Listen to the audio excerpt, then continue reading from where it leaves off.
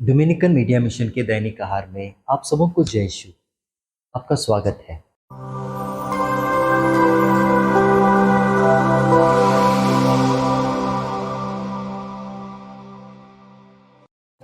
मेरे प्यारे भाइयों और बहनों, कुछ साल पहले मैं आसाम में कार्यरत था और जिस पल्ली में, जिस पैरिश में मेरी नियुक्ति की गई थी, उसी पल्ली के बिल्कुल नज़दीक एक छोटा सा गांव था। एक दिन अचानक उस गांव में 3 बड़े बड़े कारखानों की स्थापना की गई। लोग, गांववासी जो थे, वो बेहद खुश थे, यह सोचकर कि उन्हें नौकरियां मिलेगी, और उनमें से बहुतों को तो नौकरियां भी मिली।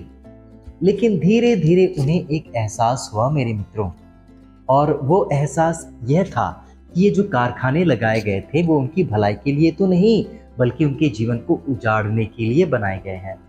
हुआ यूं कि ये जो कारखाने थे, इन कारखानों में से बेहद ही जहरीले, बेहद ही दूषित द्रव्य पदार्थ छोड़े जा रहे थे, और यह जो जल छोड़ा जा रहा था, यह जल उनके कुओं में प्रवेश कर रहा था, उनकी नदियों में, झरनों में प्रवेश कर रहा था, उनके घरों में जो छोटे छोटे तालाब होते हैं जिस पर मछलियां पाई जाती है, पाले जाते हैं, उनमें प्रवेश कर रहा था।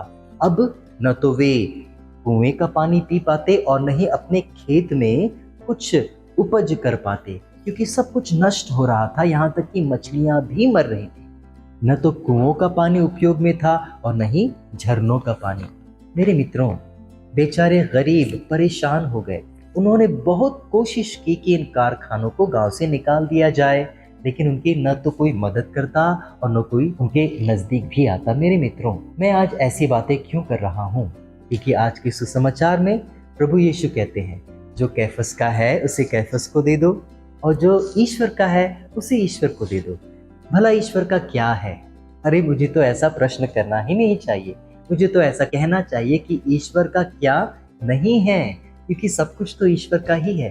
और यही बात स्तोत्र ग्रंथ में भी बताया गया है, अध्याय 24 पद संख्या 1। ध्यान से सुने, प्रभु क्या कहते हैं। प्रभु कहते हैं, पृथ्वी और जो कुछ भी उसमें है सब ईश्वर का है। पृथ्वी और जो कुछ भी उसमें है सब ईश्वर का है। लेकिन प्रश्न यह उठता है कि यदि यह ईश्वर से आया है और यह ईश्वर के द्वारा हमारे लिए दिया गया है, तो हम इसका लालन पालन क्यों नहीं करते, इसकी देखभाल क्यों नहीं करते, इसके साथ उचित रीति से, उचित रूप से व्यवहार क्यों नहीं कर पाते?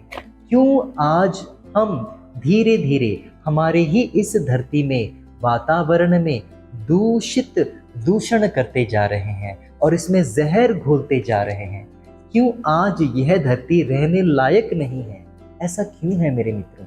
यदि ईश्वर ने हमें इतना प्रेम किया कि उसने अपने पुत्र के साथ साथ हमें सुंदर सा विश्व भी दिया, सुंदर सी धरती भी दी, यह हमारे लिए है मेरे मित्रों।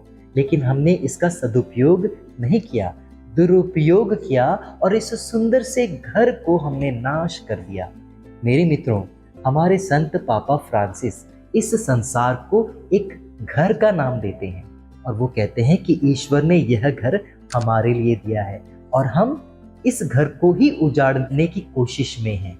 आइए सुनते हैं उनके सबसे सुंदर एक पत्र, जिन्होंने अपनी कलीसिया के नाम से उन्होंने लिखा हुआ है और जिसका नाम है लौदातो सी। इस पत्र में वो धरती माता के विषय में क्या कहते हैं, ध्यान से सुनिए।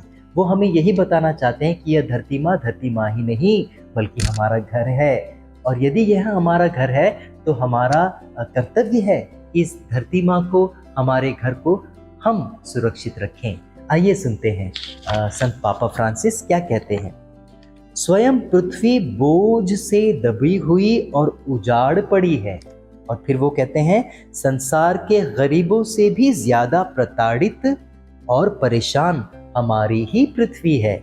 और फिर वो कहते हैं, अरे हम भूल जाते हैं कि हम स्वयं पृथ्वी के धूल से बने हैं, हमारा शरीर उसी के तत्वों से बना है, हम उसकी हवा से सांस लेते हैं और उसके जल से जीवन और ताजगी पाते हैं। जी हाँ मेरे मित्रों, यही हमारा जीवन है और यही ईश्वर की देन है।